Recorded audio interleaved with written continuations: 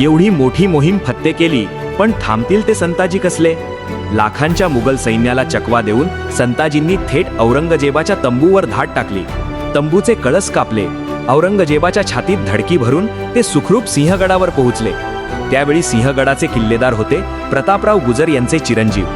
आता सगळ्यांना वाटत होतं की संताजी आणि त्यांचे सैनिक सिंहगडावर काही दिवस आराम करतील आणि नंतर पन्हाळगडावर राजाराम महाराजांसमोर औरंगजेबाच्या कंबूचा सोनेरी कळस अर्पण करतील. पण एका मोहिमेने समाधानी होतील ते संताजी कसले?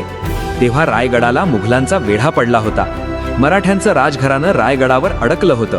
पण काही हजारांचं सैन्य घेऊन वेढ्यात असलेल्या लाखांच्या सैनिकांना हरवणं कठीण होतं.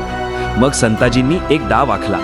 मुघल सैनिकांसाठी अन्नधान्याची रसद घेऊन एक तुकडी येणार होती. संताजींनी त्याच्यावर हल्ला करायचं ठरवलं.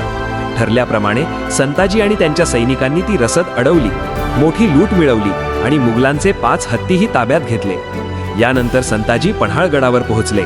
एका बाजूला औरंगजेबाच्या तंबूचा सोन्याचा कळस आणि दुसऱ्या बाजूला जिंकलेले 5 हत्ती.